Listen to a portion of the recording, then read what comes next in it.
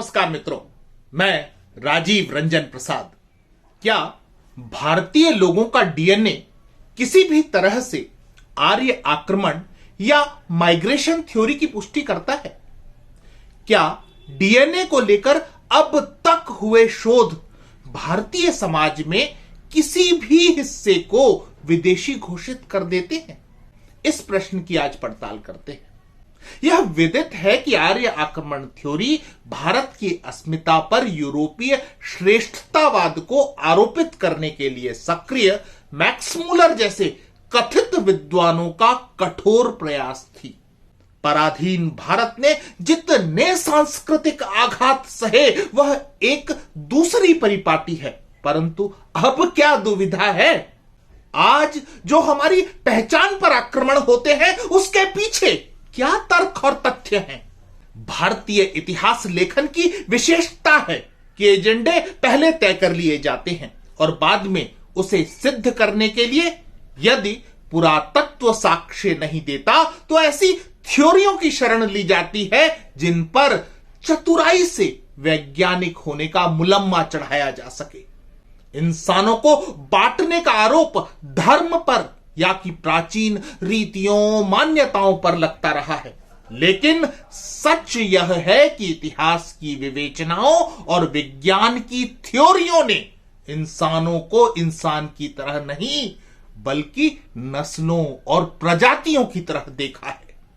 किसी समय के इंसान का कद कितना रहा होगा, नाक की बनावट कैसी थी, चेहरे पर उभार किस तरह के थे, इंसानी खोपड़ी का घनत्व कितना था, इस आधार पर कॉकेशॉइड, मंगोलॉइड, निग्रोइड, ऑस्ट्रोलॉइड आदि नस्ल निर्धारित कर दिए गए।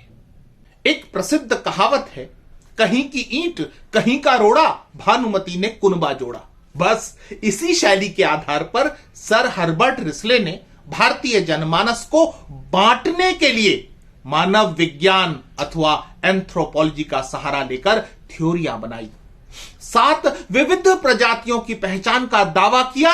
ये हैं द्रविड़, दक्षिण भारत के निवासी; इंडो आर्य, पंजाब, कश्मीर तथा राजपूताना के निवासी; तुर्क ईरानियन, बलूचिस्तान सहित वर्तमान पाकिस्तान के पश्चिमोत्तर क्षेत्र के निवासी; साइथो द्रविड़, सिंध, गुजरात तथा आंशिक रूप से महाराष्ट्र के निवासी; आर्य द्रविड़, उत्तर प्रदेश तथा बिहार के निवासी; मंगोल, भारत के उत्तर पूर्व क्षेत्र के निवासी तथा मंगोल द्रविड़, बंगाल तथा ओडिशा के निवासी। जैसे थ्योरियां ध्वस्त होती हैं, इस विभाजन के साथ भी ऐसा ही हुआ।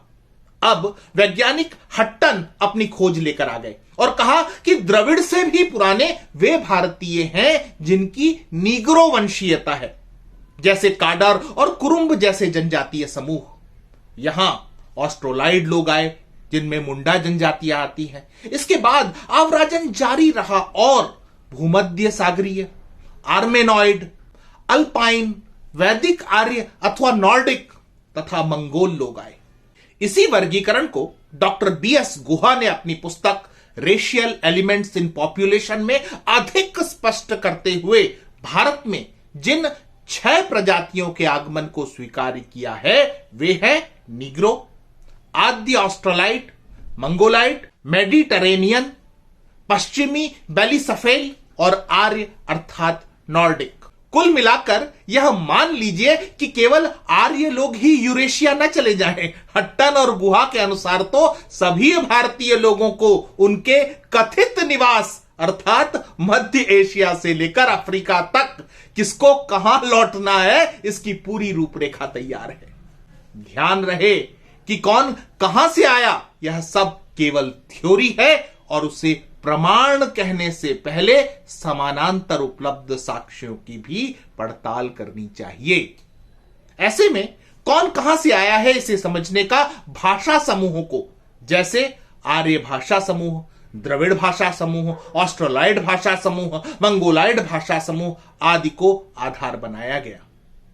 इन सारे प्रयासों का आरंभ और विस्तार भारतीय जनमानस की एकता के भीतर की विभिन्नता की पहचान करना नहीं था, बल्कि कहां कहां वे अलग हैं दिखाकर अनेक दरारों की सर्जना करना था, जिसमें अंग्रेजों से लेकर एजेंडा इतिहासकारों को भरपूर सफलता प्राप्त हुई है। बाद के टुकड़े टुकड़े गैंग और शहरी नक्सलियों ने भी अपने पनपने फैलने के लिए ऐसे ही आधारों को पकड़ा है, जिसे वे वैज्ञानिक सोच का नाम देते रहे हैं।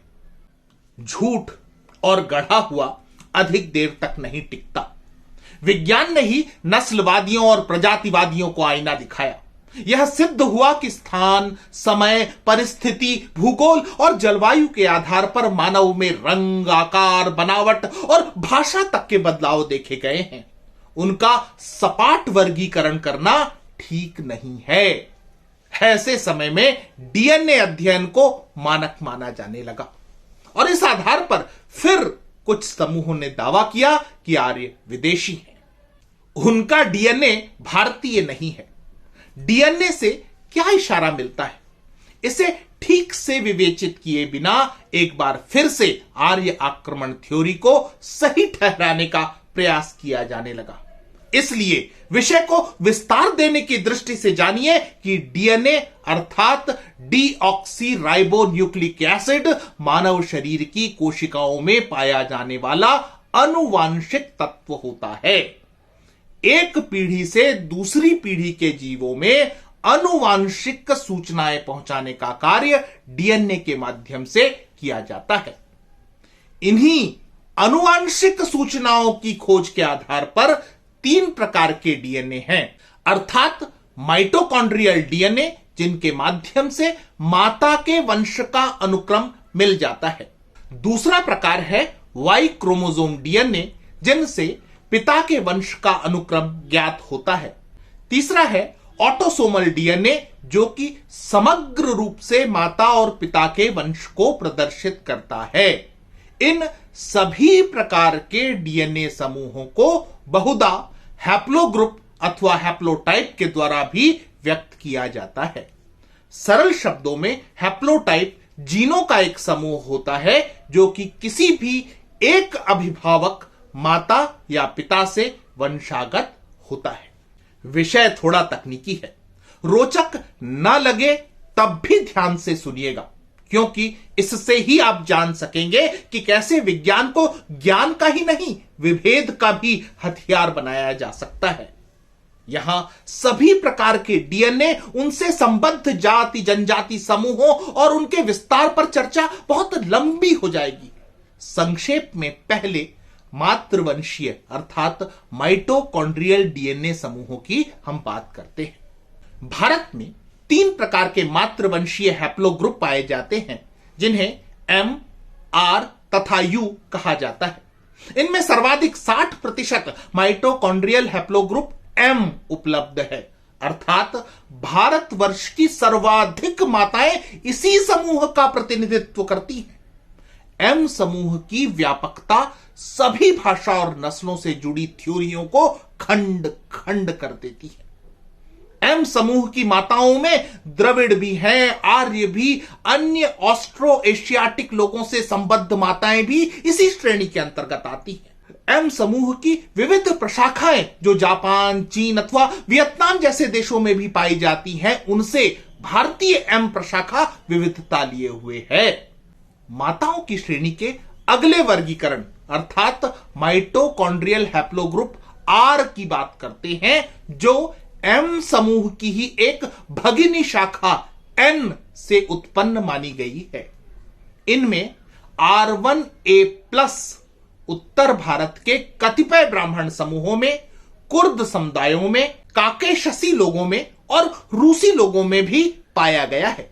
इसी तरह R2 बलूचिस्तान, राजस्थान और उत्तर प्रदेश में मिल जाता है।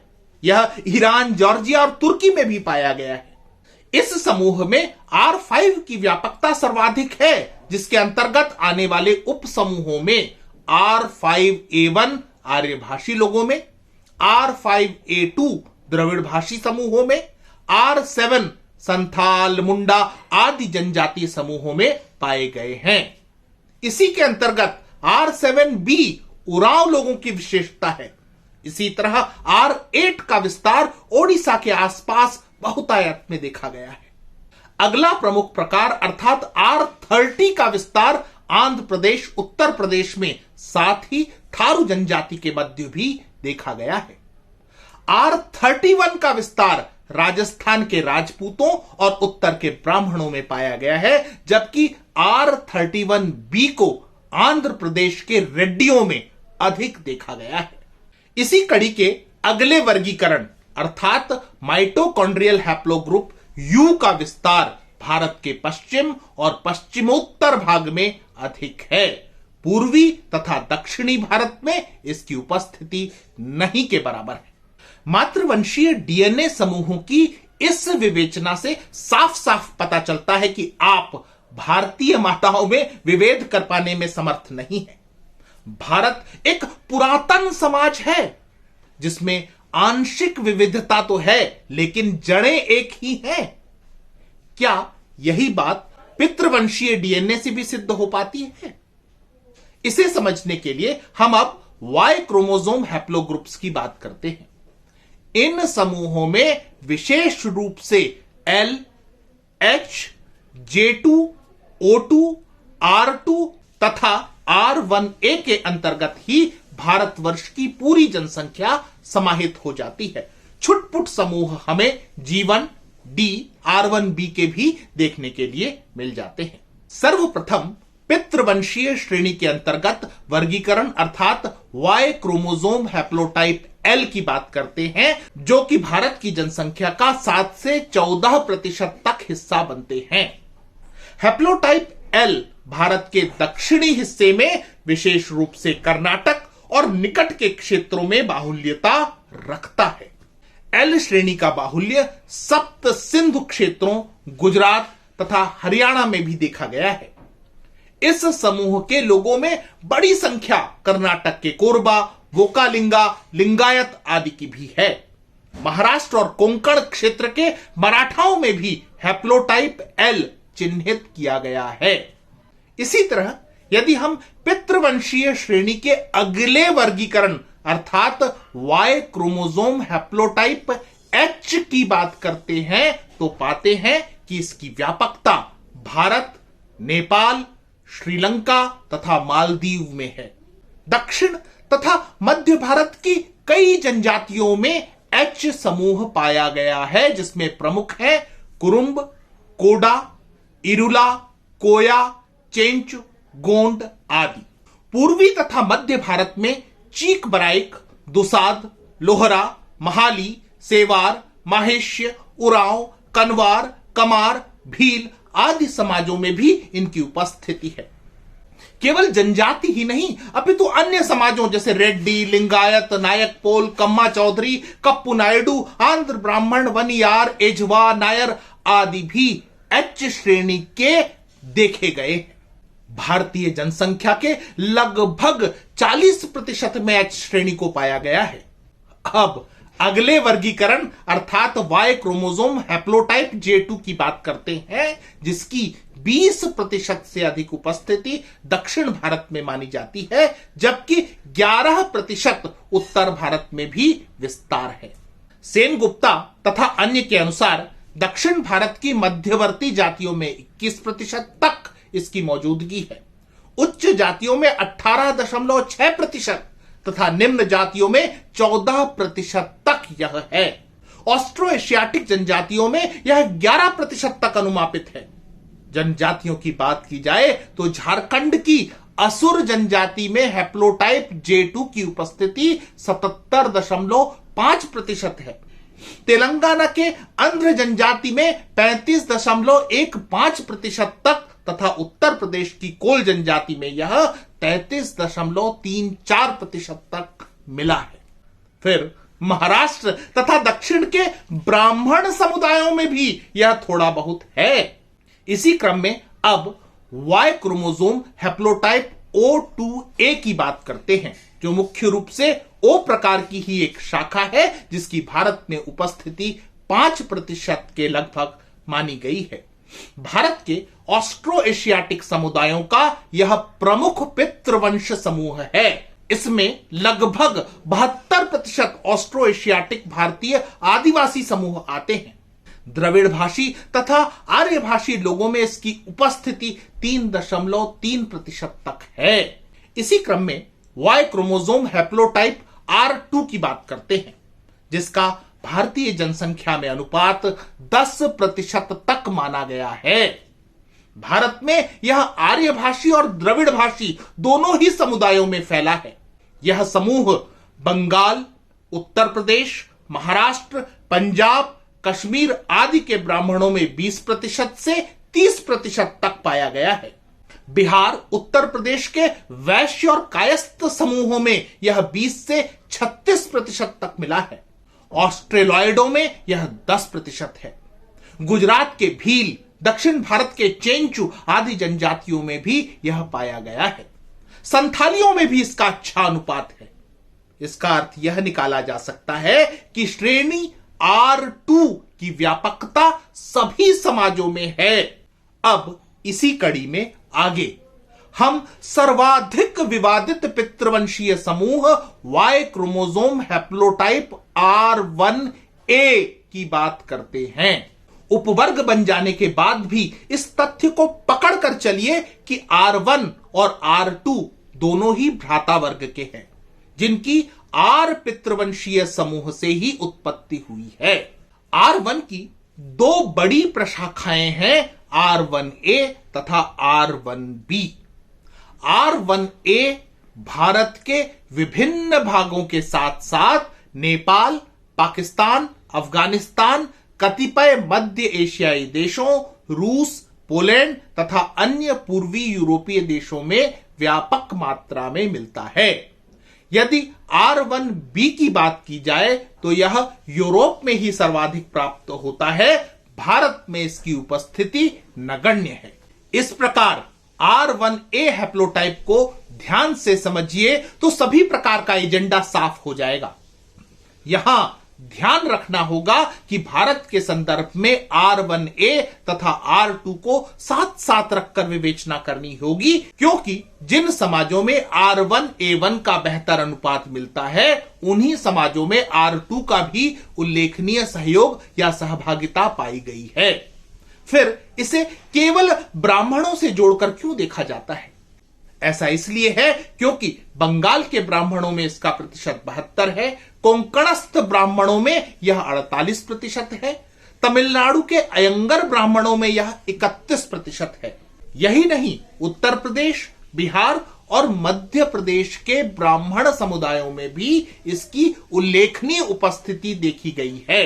परंतु हम देखते हैं कि अनेक डीएनए वर्गों में किसी न किसी समाज के अंतर्गत उसके प्रतिशत का झुकाव अधिक पाया गया है। यह केवल R1A की विशेषता नहीं है, बल्कि जिस बात का इस विशेष डीएनए का एजेंडा खड़ा करने वाले जिक्र नहीं करते वह है कि पंजाब के लोगों में इसकी 47% तक मौजूदगी है। यही नहीं, क्षत्रियों में भी R1A को 67% तक वंशावलियों में शामिल पाया गया है। ब्राह्मण चीखने वाले R1A1 के संबंध में यह नहीं बताते कि इसकी उपस्थिति पासवान, चर्मकार समुदायों आदि विभिन्न दलित जातियों में भी है। आंध्र प्रदेश के वाल्मीकि तथा तमिलनाडु के यादवों में भी इसकी उल्लेखनीय मात्रा है। यही नहीं, मध्यवर्ती जातियों, वणिक समाजों, यादवों, कायस्थों, क्षत्रियों, भूमिहारों आदि में भी यह बड़े अनुपात में उपलब्ध है।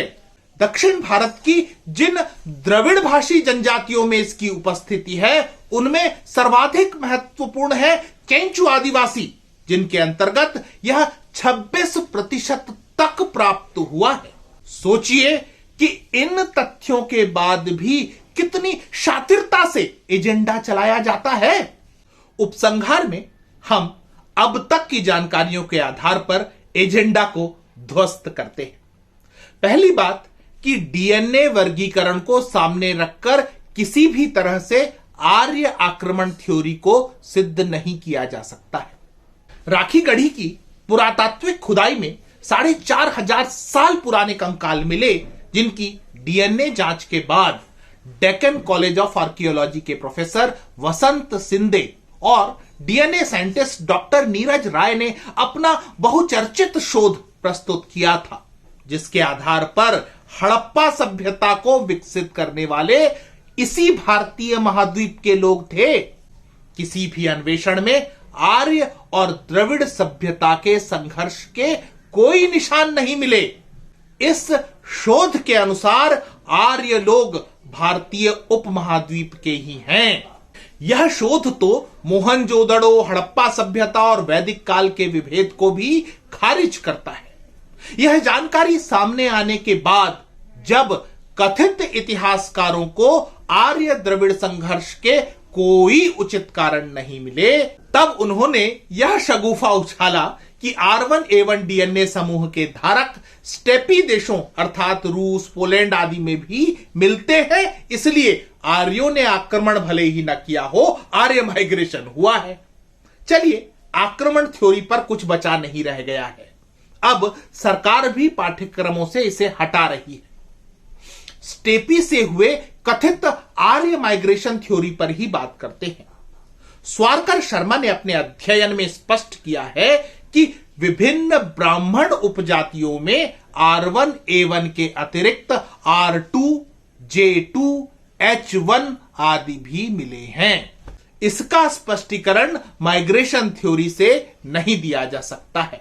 उसी तरह से R1A1 केवल ब्राह्मणों में ही नहीं बल्कि अनेक आदिवासियों जैसे सहारिया 28%, गोंड 18%, कोल 14% आदि में भी मिलता है। भाई ये तो स्टेपी से नहीं आए होंगे ना, है ना?